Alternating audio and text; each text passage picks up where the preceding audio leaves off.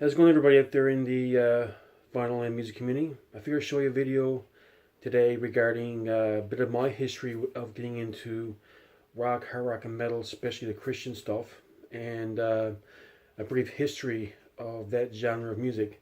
So basically, as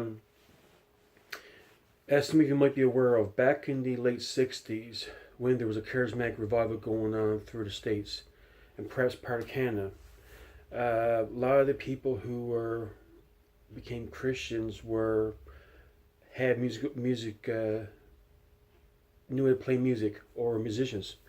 So when they became Christians or were converted to Christianity, is I guess it's natural for them to play music based on their faith and their experience. So that's where pretty much Christian rock or CCM, contemporary Christian music, was born. And so throughout the late 60s, early 70s, you have bands like, or artists like Larry Norman, Agape, Love Song, Petra, and those kinds of bands. And I mentioned Larry Norman. Anyway, I figured I mentioned again Larry Norman. So basically, these bands started putting out music and playing in different arenas and venues and that kind of thing. Small, medium-sized locations to promote their faith and their experiences. So basically, through the 70s, when these bands started to be signed, basically early 60s, late 60s, early 70s, when these bands were signed to record labels, some labels didn't know how to promote these bands because, in the Christian circles, because many of them would sign inspirational, easy listening, traditional music, and Southern gospel music. So when this new wave of young, energetic Christian artists became Christians and started playing music and were eventually signed, a lot of them know how to promote the music. That's why a lot of the artists wasn't really promoted until the late 70s, early 80s. And people knew how to, from past experiences, how to promote these bands. And as you may know too, in this point in time, in the mid to late 70s, a lot of harder edge Christian bands were formed, like the Res Band, Barnabas, Daniel Band. These bands were formed in the late 70s, mid late 70s as well. So, and me being, every now and again I would read about history or read about something that happened in the past in terms of Canadian history, U.S. history, or world history or European history. So it's natural for me to be interested in history of music, such as Christian music or even just music in general, mainstream music in general. So that's why I figured I'd let you know this little bit of information. Also, when I first got into music was back in 1984, Christian music. Now, I wasn't totally aware that it existed before 1984. One of my neighbors, we went to Pentecostal school, and one of my neighbors was as a bus driver to play a couple of cassette tapes on a bus on the way to school. I do remember the asking him to put on Petra and Daniel Band, Run from Darkness, I believe, and Petra, More Power to You, I believe, was two albums that didn't come to mind. And I was aware of it. I knew the music was singing Christian lyrics, but I don't think I knew totally what the genre of music was, what was involved. So my parents gave me two cassette tapes back in the Christmas of 1984. It was Chris Christian, Let the Music Start, and Farrell and Farrell Choices. And basically, I mean, these were adult contemporary pop type bands. When 1985 came in, my whole world opened up in terms of harder types of Christian bands. The first 4 or 5 bands I got into was Res Band, Daniel Band, Petra, Striper, and Jerusalem. These were the first bands I got into in the 85-86 period. I got into Striper just before Soldier Command was released. I think I had a blue cassette tape that was taped off from one of my friends. He taped it off for me. And of course, when Soldier came out in 85, I taped that one off. Back then, we weren't totally aware of copyright laws and duplicating other artists' music back then. So I eventually bought all those releases on CD or cassette back in the day anyway. Just that for the time being, I had it taped off. And so basically, I had taped off, and I had remember having bought the album Jerusalem in His Majesty's Service on cassette back in 85, 86. And I remember buying, I had Res Band Bootleg and Hostage taped off, and which I was a diehard fan of. And I used to borrow Dana Band cassette. I had a Dana Band record years ago. I lost it, and I had that taped the record off on cassette tape. Dana Band album Run from Darkness. I had that on cassette tape, and I mean that was one of my all-time favorite albums back in the day. Still is today. So anyway, without anyway, so as you may know, back in '86, a whole new bunch of bands became more popular. These probably existed before '86. But 1 second there. These bands existed probably before '86, but they became more popular in '86. It was Messiah Prophet, Saint, White Cross, Bloodgood, Barren Cross. Oh, White Cross was '87. Sorry, it was Saint, Messiah Prophet, and Barren Cross and Bloodgood. These were the four more bands I got into back in 1986. Which already existed a few years before that point in time. And also to add one more point, heavy metal bands back in the 70s, the two main ones existed was Barnabas and Res Band. One's actually called Jerusalem Metal, more or less hard rock with leanings of metal. I wouldn't call them a full-on metal band. But the other bands besides those bands, you had also you had Leviticus.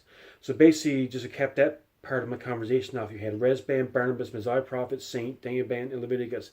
These bands pretty much formed in the 70s or early 80s, and I know Saint was called Gentiles. I think they formed in late 70s, and became Saint after in early 80s. And then you had Bloodgood and Barren Cross. They had their first official albums out in '86, but I know Barren Cross had an EP out called Believe, and Bloodgood had the Metal Missionaries cassette. So these were more regionally known on the West Coast back before they were signed to independent or major labels. And in '85, '86 released the first albums in '86. So these were more or less regionally known on the West Coast, more or less. So anyway, without further ado, I figured I'd go through my collection with you and show you what I have from that point in time in history. So basically what we have now is the Petra's first album, 1974 release, which came out on Word Records, Word Myrrh, back in that point in time. We also have from 1977 their second album, Come and Join Us, which came out and was so the first album was more southern rock, a bit of emphasis in the blues. This is more of a melodic album, melodic and experimental album called Come and Join Us. So moving on, we also have from 1978, we have the Resurrection Band called Waiting Reply. Their first album came out in 1978. We also have Jerusalem, self-titled album, came out in 1978. In 1979, we also have Petra, Wash the Water Then. This is a double disc, Wash the Water Then, Never Say Die. Never Say Die came in 1981. And to fit it on one CD, there's two songs taken off of Wash the Water Then. But this is more of they're more mellower albums compared to all the other albums they released. Was more of a pop adult contemporary with a few rock songs on it. So also the Res Band put their second album called Rainbow's End, came in 1979.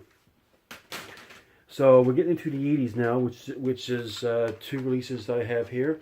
You have Jerusalem's second album, Volume 2, and the Resurrection Band Colors in 1980. You also have coming up to 1981, and you have Jerusalem. You have Warrior, which is a very good album. And this is where they start to see, this is more of a hard, well, I won't call it metal, but there's leans towards hard rock on this album. Much more of an aggressive album than previous efforts. This one here is called Manual Updating More from Res Band, which also came out in 1981. So So as we get into the year 1982, there's 2 or 3 releases I'd like to bring up to you, which is Daniel Band On a Rock. This is their first album.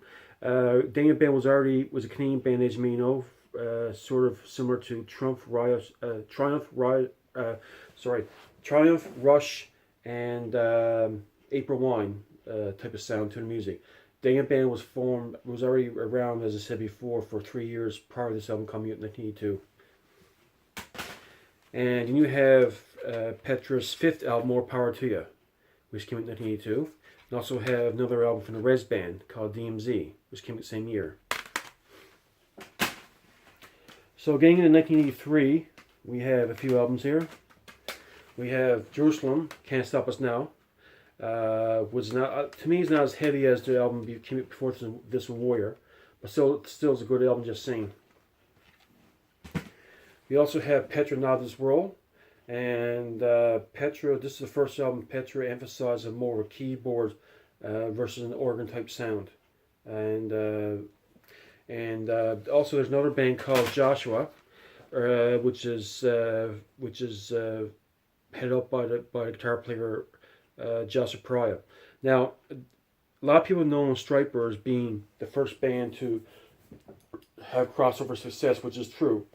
But this album was also signed to Enigma Records back in 1983, which was then an EP of 6 songs. And it didn't have Christian lyrics on the album at the time. And of course, later on that year, Joshua Pariah in 1983, through the ministry of Hal Lindsey, became a Christian. And so what he did, he went back and changed the lyrics to the album, making more Christ-focused. And this was also originally released on Enigma Records, the same record label as Stryper, and but it didn't have as much recognition as the Stryper's album Beyond Black Tab, which came out a year later. So it is called The Hand Is Quicker Than the Eye. Moving on, we get into 1984.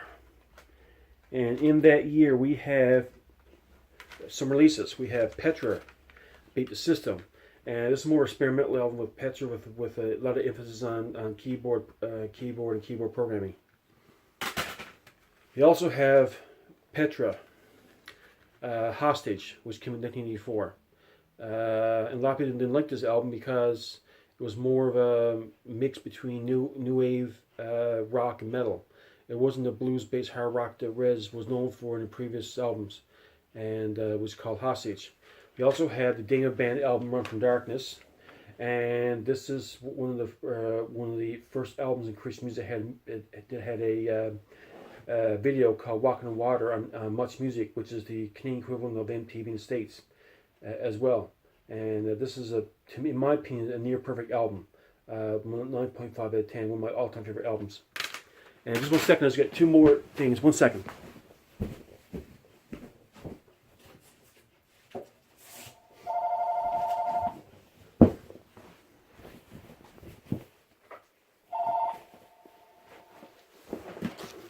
I would also like to bring up another point where another album came in 1984 was a Rez Band. And when I got into music back in '84, Rez Band bootleg this one, and it was a live album. And Hostage was the first 2 Rez Band albums I got into. Also, you have Stryper, Reason for the Season, which is a single, Reason for the Season, back with Winter Wonderland, which came out in 1984. And before that album came out, Stryper came out with Young Black Attack, the first 6-song EP on Enigma Records, which came out that same year. In addition to that, you also have the band Saint, came out with their album Words of the Sun, was also released that same year in 1984.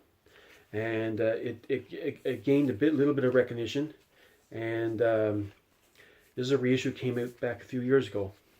And also, there's another version of Words of the Sun, which came out in around 2014, with 2 other tracks added to the album to make it an 8-song album.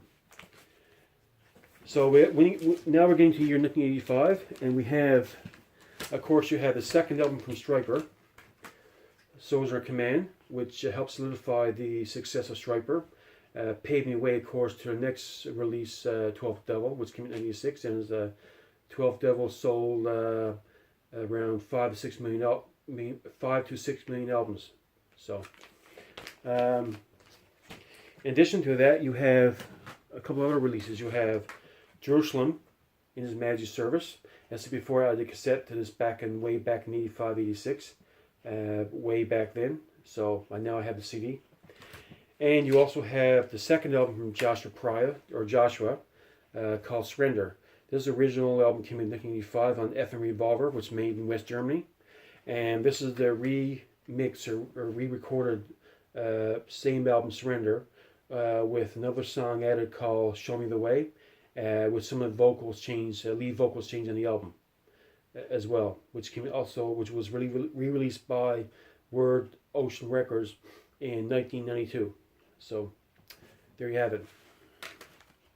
So there you go, folks. There's my history of music, my little commentary. In addition to that, I could have had more albums back in, more albums than that from the 1974 period, 1985 period. But me being, I have a certain taste of music. I like a certain type, and like there's a whole different area of contemporary music that was around back in the '70s. You had Second Chapter of Acts, you had Sweet Comfort Band, you had Servant, you had Phil Keaggy, Larry Norman, Love Song, Chuck Girard, a whole gamut of artists that was around back in the '70s. These are more moderate rock to contemporary pop bands.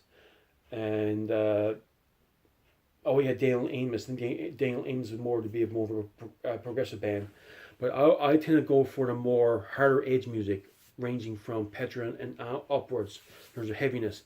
And there wasn't a whole lot around pre-1980 besides what I just mentioned to you in my list there and what I've shown you.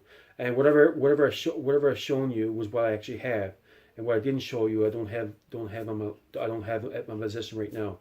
I may get those records or CDs in the future, but for now, this is what I have right now. So, okay, so that's all I have right now. You guys have a great day and all the best, and keep rocking and keep the videos coming. Have a great day. Bye now.